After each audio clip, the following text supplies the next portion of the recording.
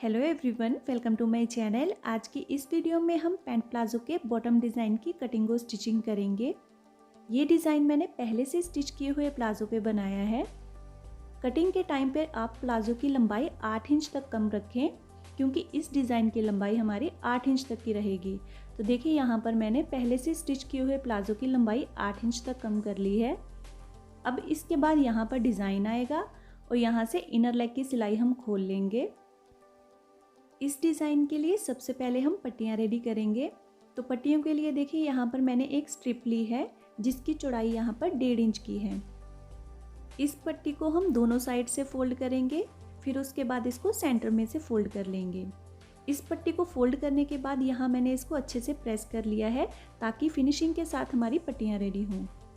Strip को fold करने के बाद सिंपली हम इसके ओपन एंड पर सिलाई लगाएंगे और इसको कंप्लीट कर लेंगे। इस डिज़ाइन की अच्छी फिनिशिंग के लिए यहाँ पर मैंने पेपर कैनवास यूज़ की है। पूरी स्ट्रिप में स्टिच लगाने के बाद अब हम यहाँ पर डिज़ाइन के लिए पट्टियाँ कट करेंगे।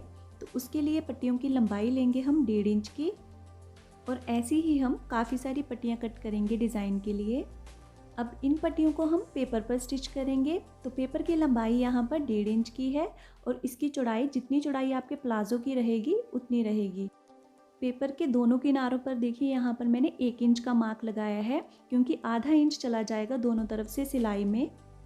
अब इसी निशान पर हम अपनी पट्टियाँ स्टिच करेंगे। तो पहली पट्टी हम यहाँ पर रख के स्टिच करेंगे।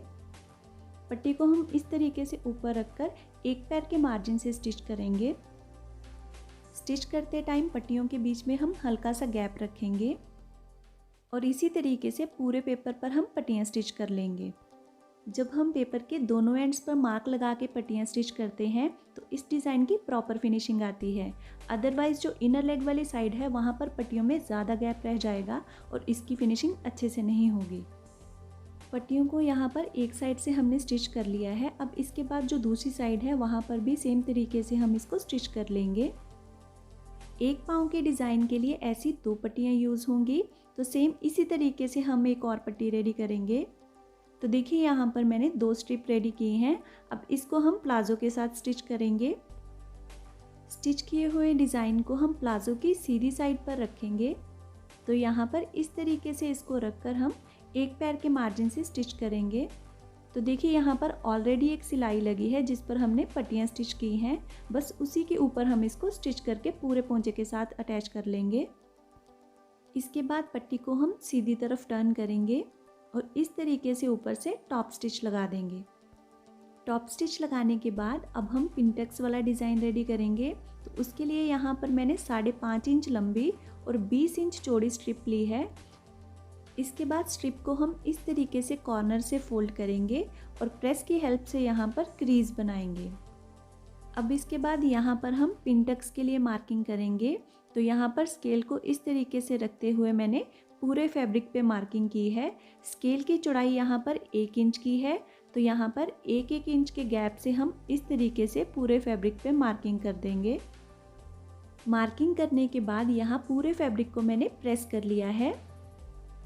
तो यहाँ पर इस तरीके से दोनों एंड्स को पकड़ के ऊपर से यहाँ पर प्रेस लगाएंगे और क्रीज बनाएंगे। ये स्टेप टोटली ऑप्शनल है, अगर आप चाहें तो इसको स्किप भी कर सकते हैं, लेकिन इस तरीके से जब आप पिनटक्स बनाते हैं तो उसमें प्रॉपर फिनिशिंग आती है। अब इसके बाद स्टिचिंग के लिए जो हमने क्रीज बनाई है वहाँ से फैब्रिक को हम इस तरीके से फोल्ड करेंगे और ऊपर से यहाँ पर किनारे की सिलाई लगाकर पिनटक्स डालेंगे। तो देखिए यहाँ पर पूरे फैब्रिक में मैंने एक साइड पर पिनटक्स डाल लिए हैं। अब इसके अपोजिट साइड पर हम पिनटक्स डालेंगे। तो पहले फैब्रिक को हमने इस तरीके से फोल्ड किया था। अब की बार फैब्रिक को हम इस तरीके से फोल्ड करके प्रेस की हेल्प से यहाँ पर क्रीज बनाएंगे। क्रीज बनाने के बाद यहाँ पर भी हम 1-1 इंच के गैप पर पिनटक्स के लिए मार्किंग कर लेंगे।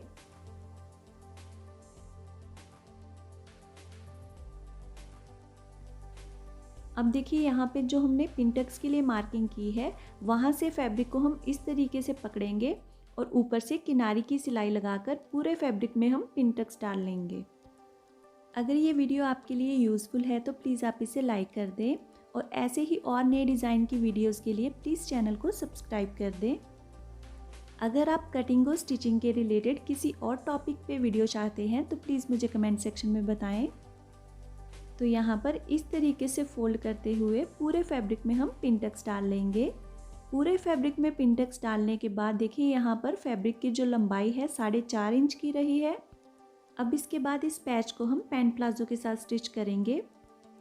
यहाँ पैच और पट्टी की सीधी साइड को मैच करते हुए हम ऊपर से स्टिच लगा के इसको अटैच कर लेंगे। यहाँ पेपर पर जो पहले से सिलाई है बस उसी के ऊपर सिलाई लगाते हुए हम इसको अटैच कर लेंगे और इसके बाद हम पैच के ऊपर टॉप स्टिच लगा के इसको कंप्लीट करेंगे।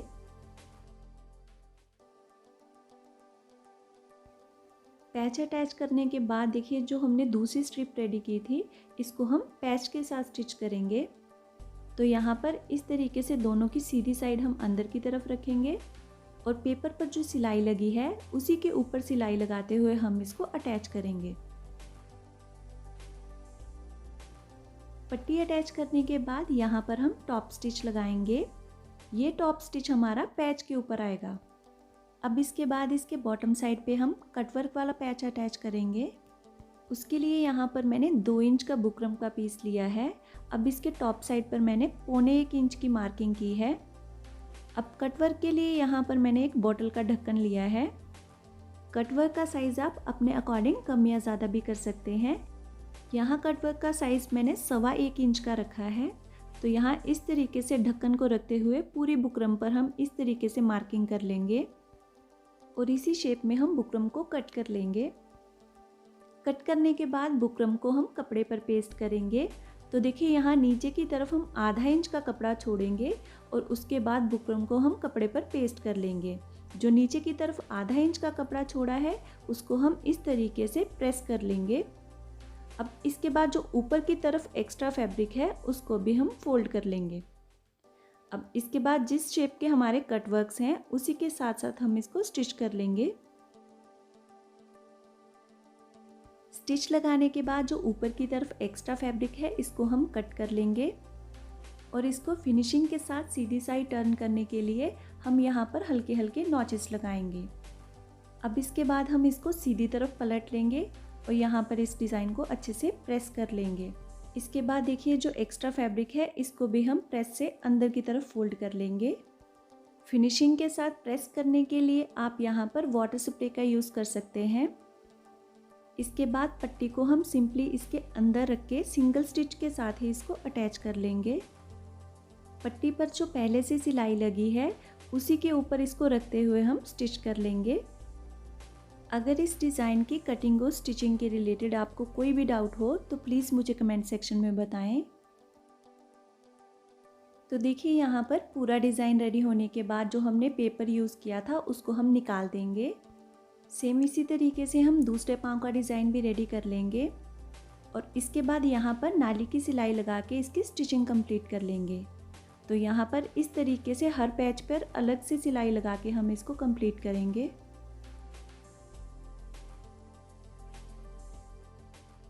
इसके बाद पिनटक्स के डिज़ाइन में मैंने फैब्रिक ग्लू लगाकर यहाँ पर पर्ल्स अटैच किए हैं। आप चाहें तो साइड की सिलाई लगाने से पहले इसको सुई और धागे से भी स्टिच कर सकते हैं। इसके बाद प्लाजो की रॉ एजेस को मैंने नीडल की हेल्प से अंदर की तरफ टक कर लिया है। ये इस प्लाजो का फाइनल लुक है।